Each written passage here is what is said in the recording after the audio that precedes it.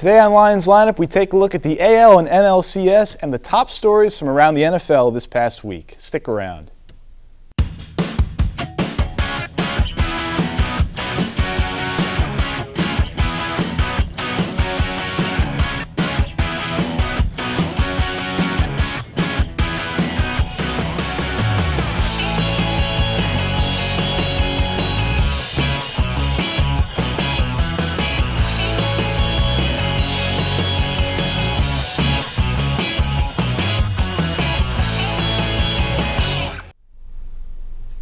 Hello everybody and welcome to Lions Lineup, the sports show here at TCNJ where we bring you sports news, analysis, and fun on the national level. I'm your host, Alex Zucker, and I'm joined here today by Joe Vasile and Brandon McGowan. Now guys, our first topic today is going to be about baseball, the MLB playoffs, and we'll start off with the NLCS. Now, the Cardinals defeated the Dodgers last night by a score of 4-2 and now lead the series 3-1.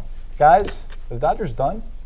Unfortunately, I think so. I was really pulling for them in this NLCS because I really thought this was their year. We know they have the highest salary in the league, but I really just think right now with them being down 3-1 and only having one more game left in LA before they go back to St. Louis, I just don't think there's any hope for them anymore. You know, the Cardinals beat both the aces for the Dodgers with Greinke and Kershaw, and luckily they got a great outing by Ryu. But they're not gonna be able to bounce back with being down 3-1 and having to face the Cardinals in St. Louis, even if they get there. They have to win 2 games in St. Louis to come back in the series 3 games in a row. Joe, what do you think? Yeah, I agree with Brandon. I think that the Dodgers are pretty much done in this series. And really what it's been a matter of the Cardinals getting really great pitching. You look at what Michael Wacha did in Game 2. Trevor Rosenthal has been lights out at the back end of the bullpen. Even Adam Wainwright in the loss in Game 3 against Ryu was absolutely dominant on the mound. And really was just his defense that kind of let him down a little bit in that one. But unfortunately for the Dodgers, that high payroll, it just hasn't paid off here in the playoffs. Yeah, well, I got to say, I think you guys are underestimating the fact that the Dodgers have both Kershaw and Greinke pitching the next 2 games. In my opinion, at least, both of those 2 guys are better than any of the guys that St. Louis can run out there, maybe with the exception of Adam Wainwright. But, I mean, they have a good shot to definitely win the next game and then maybe go to St. Louis. You're very right, because Greinke is going to be pitching at home, where he's always dominant. And then you have Kershaw, who Game 6, hasn't lost back-to-back games since April. Yeah. You know, that was the only time. So if they win those 2 games, then it's Game 7. It's anyone's ball game, right? But then who do you throw out there? If you're hopefully Ryu. But then look how he pitched. I know, but can you trust him on the road? Exactly. Probably not. But Ryu against Wainwright in Busch Stadium, that's going to be a tough game. Plus, coming back from 3-1, you've seen over the years, not many teams have been able to pull that one off. Although I know it's happened to your team a couple of times. It has, unfortunately. And you were talking about that Cardinals bullpen. I mean, they've only given them 1 run in the last 14 innings. They're just dominant. They're shutting them down. You know. Yeah, and I think they're definitely shutting down Yasiel Puig too, because other than that triple that he initially thought was a home run, he has been very unproductive. And not having a healthy Hanley Ramirez is huge. Well, actually, Puig's gone 4 for 6 in the last 2 games. He's been much better. Struggled a little in games 1 and 2, but the last 2 games he's come on and had a couple of good games. And they definitely need him to get that offense going. Hanley struggling. So, all right, well, let's move on to the ALCS, which has also been very, very exciting between the Boston Red Sox and the Detroit Tigers.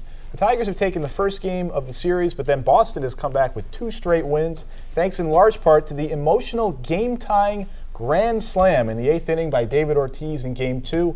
Boston now leads the series 2-1 after winning in Detroit last night. John Lackey outpitches Justin Verlander. Guys, what are your thoughts on the series so far, Joe? Well, I think it's been a great series. As you said, the games have all come down to the wire last night. The 1-0 game with Mike Napoli's home run being the only run scored.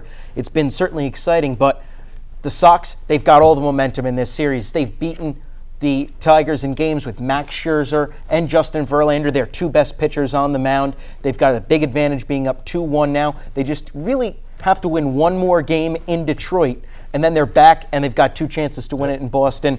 With that lineup and the way that the Tigers lineup really isn't hitting at all, it's hard to see the Tigers coming back. Yeah, I really felt like the Tigers needed to win Game 3 to squash the momentum that the Red Sox had, and they had the right man out on the mound for it. They had Verlander, in his last 5 starts, 3 being playoffs, including last night. He has 35 innings pitched, a .26 ERA, 53 Ks, and 7 walks. So they had the right guy on the mound. He made 1 mistake to Napoli, and it cost him. Yeah, it just proves you have to score to win, and right now that Detroit offense has just been decimated by Red Sox pitching that, in a sense, is overachieved, but Miguel Cabrera has not looked like himself. Prince Fielder has been very unproductive, and it's just you need to score runs to win, no matter how good your pitching is in the postseason. But I don't know, guys. I mean, I feel like whoever wins Game 4, I mean, Detroit has Fister on the mound. If they can find a way to win Game 4 and nod the series up at 2, then you have Scherzer coming back, I believe, in Game 5. I think it's Anibal Sanchez. Sanchez. He pitched great his last start. He did, and then you still have Scherzer and Verlander after that. So I feel like if they can find a way to win Game 4, they might definitely be able to get back into the series, wouldn't you say? Especially with Game 5 in Detroit. Yeah, and then you would have, I think if you go to Game 7, you would have Verlander, and he's been dominant, like I said. And but they just really need to win this game right here to tie it. I agree. If Boston wins Game 4, the series is pretty much over. Wouldn't you agree? Oh, absolutely. And you can talk all about the pitching that Detroit can throw out there in Games 5, 6, 7, but the fact of the matter remains, with the exception of when Clay Buchholz was on the mound, in 21 1/3 innings in this series, Detroit has scored 1 earned run, and that's just not going to get it done. Absolutely. It's not going to get it done. All right, guys, well, before we go to break, real quick, who's your World Series prediction? Between which 2 teams will be in the World Series? Boston and St. Louis. Boston, St. Louis. You're going with the favorites? Yeah, and I'm really I'm looking forward to this because St. Louis is really they played extremely well again. This will be their 3rd World Series in just a handful of years, and the Red Sox have just been dominant this year. Bouncing back after a terrible year last year. But I think I'm going to pick the Red Sox to beat the Cardinals. I don't know, guys. I have a feeling one of these teams that are down in their series is going to find a way to come back. Most likely, maybe Detroit, but I still think LA has some life left in them. Just watch out, especially if they find a way to win. If LA comes back, 3-1, that'd be 2 years in a row that the Cardinals had a 3-1 lead in the NLCS and lost. So it's certainly possible. Yeah. All right, let's take a short break, guys. When we come back, we will talk about the top stories from around the NFL. Stay tuned. And we're back. I'm Alex Zucker here once again with Joe Vasile and Brandon McGowan. We're now going to talk about football, and our first major story is the Texans' free fall. They got slammed this past week at home against the Rams, and fans even cheered when quarterback Matt Schaub got hurt. At 2-4, guys, is there any chance that they can turn their season around, or is it too late? No, I think it's too late. I mean, even if Matt Schaub comes back healthy this Sunday, which it's still unclear about, he's been awful. But I mean, honestly, before that game, he didn't look too bad. He was, I think, 15 for 21, 186 yards, and no picks. Those pick six, but you're right. But those pick sixes just kill you, I know, but I mean, I just think it's too late. They lost 4 straight now. 3 out of those 4 have just been, completely lopsided games, and they are just free falling, like you said. So, Joe, I'm going to agree with Brandon once again. The Texans. There's no one that's going to come in there right now and make any kind of a difference on the way this team's been playing. Matt Schaub has been terrible. And whether that's a fact of, he's just not that good of a quarterback and never really was, and now that he's getting older, starting to show some cracks, I don't know. But unless you get a miraculous turnaround and you get the Matt Schaub of 4 years ago, nothing is going to happen. So what do you do? They've got to sink or swim with this team, and they're sinking. So do you make a change at quarterback? Do you start T.J. Yates or I don't think T.J. Yates is that much more of an upgrade. So you have over to Matt stick with Schaub, right? Exactly. I think you have to. I think you have to.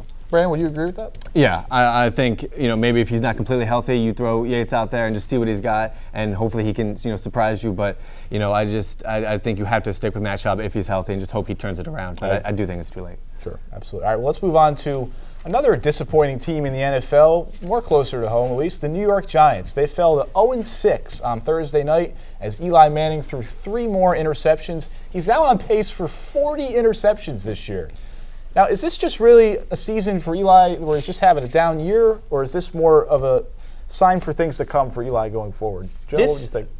I don't really think that this is either one. I have never seen a quarterback who has thrown more interceptions that were the fault of his wide receivers than what Eli Manning's been doing this season. So you put more of the blame on the receivers? Yeah, there have been routes where Hakeem Nicks has stopped running the route and just allowed the ball to be intercepted. There's been times when Victor Cruz has had the ball taken out of his hands by defensive backs. There's been times when Ruben Randle has just ran the wrong route, where he ran a post when the call was for a fly route and Manning throws it deep, it gets intercepted. But couldn't you argue that part of the quarterback's responsibility is to be in sync with his receivers and in rhythm? So part of that, even though the receiver is making a mistake, couldn't you also give Eli some of the blame for not knowing exactly where his receiver is going to be? I mean, shouldn't he also take some of that blame for that disruption? I mean, obviously, if when you have a designed play, you have to know the receiver's got to run their route.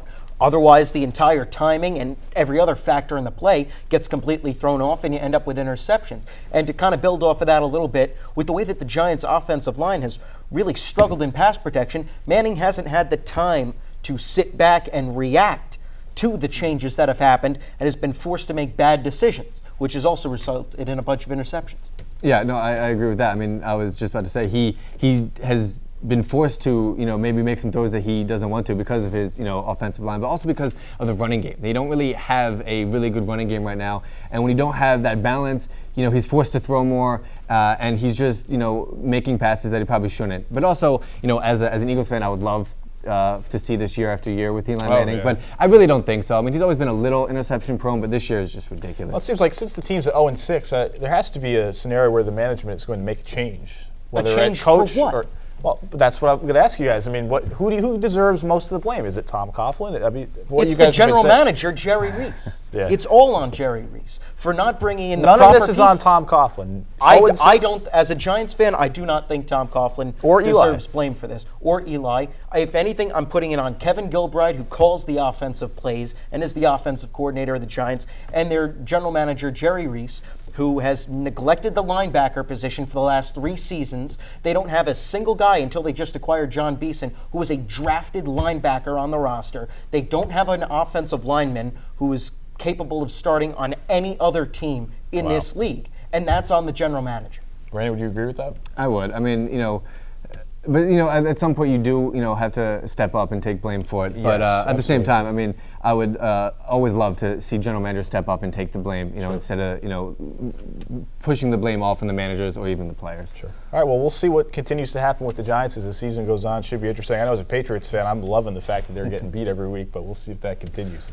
All right, so let's move on to our final story about the NFL in terms of just stories. It's going to be about the Baltimore Ravens. They currently sit at 3-3, coming off a tough loss to the Green Bay Packers at home. Guys, will the Ravens win their division this year and maybe move on into the playoffs for a deep run? What do you think? Brandon, we'll start with you. Yeah, I think they have a really good shot at it. I mean, right now they're only a game back of the Bengals, who I think will be in it, until the very end of the season. But they've both taken very similar paths so far in the beginning of the season. But I think it's going to come down to Week 10 when they both play each other for the first time. The Bengals play the Lions, Jets, and the Dolphins, and they should at least win 2 out of the 3. And the Ravens, they have a bye week in there, but they play the Steelers and the Browns. So I think they should win both those games, and then it'll come down to Week 10, and I think we'll really see who is the real team who's going to win that division there. Okay, Joe. I think that there's an opportunity for them to win the division. The way that they're playing right now, I don't think they can, but if they can make some improvements, I think that's good. And also, if the Bengals start playing like the Bengals, I think that the Ravens can too, because we've seen with losses to the Browns. They've been very up and down that team. Yeah, they beat the Patriots? Yeah, the Bengals really, they're kind of a weird team. They'll go out and have weeks where they don't look very good. They'll have weeks that they do. And if they have more of those, bad weeks, which is what I think is closer to the level of that team. I agree. I feel like ever since Marvin Lewis has been their coach for almost over 10 years, it's been like that with that team. And they always seem to come out as, like you said, as one of the bad teams, especially when the games matters most. And I think, personally, that's going to happen again. And I think Baltimore will find a way to win the division. So. I agree. But it should be interesting to see. It'll probably come down to week 16 or 17. So, all right, let's take another short break. When we come back, our analysts will make their picks for the top games of week 7 in the NFL. Stay tuned, everybody. And we're back. We're going to end our show this week with the Take Your Pick segment, and our first matchup will be the Cincinnati Bengals and the Detroit Lions. Brandon, we'll start with you. Who's winning this game? I say the Lions right now. I just think if you have Calvin Johnson back after his injury, this is week 2. If he feels good, not too sore, and he's completely healthy, I think he's just going to be the threat that he always is. And right now, the quarterback just looks really good too. And I just think the Bengals, like you said earlier, just had those weeks, and I think this might be one of those weeks where they just don't look good. Joe? I'm picking the Lions, too, for the same reasons. Obviously, you're getting Megatron back, but also Reggie Bush has been surprisingly productive for the Lions this year. Their defense has really come into its own. Ndamukong Suh has really kind of matured as a player this season. He's playing well. That entire defensive line is playing well, and I think that bodes very well for Detroit's fate. And in addition to all that, Detroit's at home, and they've looked pretty good at home this year and in years past, so we'll see if that continues. All right, let's move on to our next game. We have the Dallas Cowboys visiting the Philadelphia Eagles. Both teams are 3-3, and the winner of this game will have sole possession of first place in the NFC East. Joe, who's winning this game? I'm picking the Cowboys. I'm starting to get on the Tony Romo bandwagon a little bit. He has played. That will let you down at the end of the year. He has played over the past few games, though. He's played well. Some of the best games of his career. You take away that one interception against Denver, which the only reason why he gets any kind of blame for that is because of when it happened. That was probably the best game of Tony Romo's career. I agree. And he's playing great. There's really not a whole lot of competition, obviously, in the NFC East. And the Cowboys, though, are the class of that division.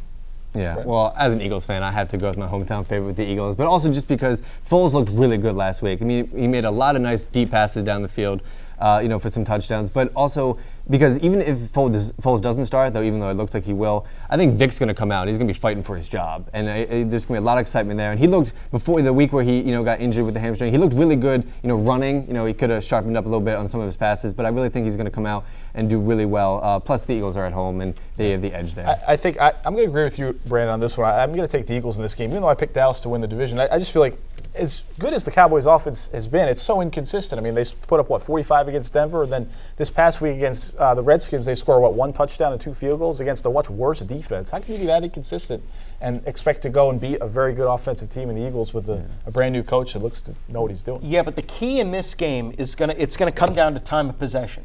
The Eagles don't possess the ball for very long. Just because they're moving so fast, right? Exactly, because they're moving for so long. So if the Cowboys can come out of the gate and have a couple of long, sustained drives, whether they score or not early on, that's going to wear down the Eagles' defense to a point where they're just going to be dead by the end of the game, and that's going to open things up for the Cowboys. All right, well, let's move on to our third game. It has the New England Patriots visiting the New York Jets. Brandon, who you got in this game? The Patriots, obviously. I know you like that as a Patriots fan, but also just because the Jets have been so inconsistent. One week they look really good. They beat Atlanta in Atlanta, and then they come back and they lose and give the Steelers their first win of the season. And the Patriots are riding a great victory, last-second win against the Saints, and I just think they're going to take that and run with it. Joe? I agree with you on almost everything you said. I think the Patriots are going to win. But what I disagree with you is that the Jets have looked good at any point this season. They really haven't.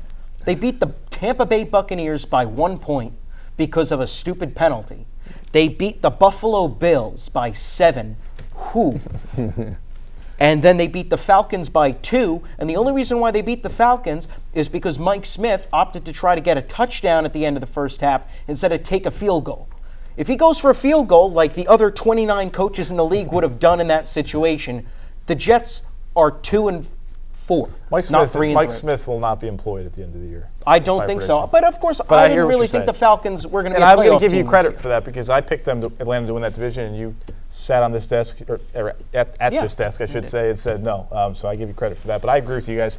It's funny, one of my friends actually showed me a chart that ESPN showed of Geno Smith's QBR in between games, and it was a chart, and it was like the stock market. One day it's up, next day it's down. So if you follow that, it's supposed to come up this week, but I don't know if that'll be enough to defeat Tom Brady and the New England Patriots. Yeah, I don't think so. It won't.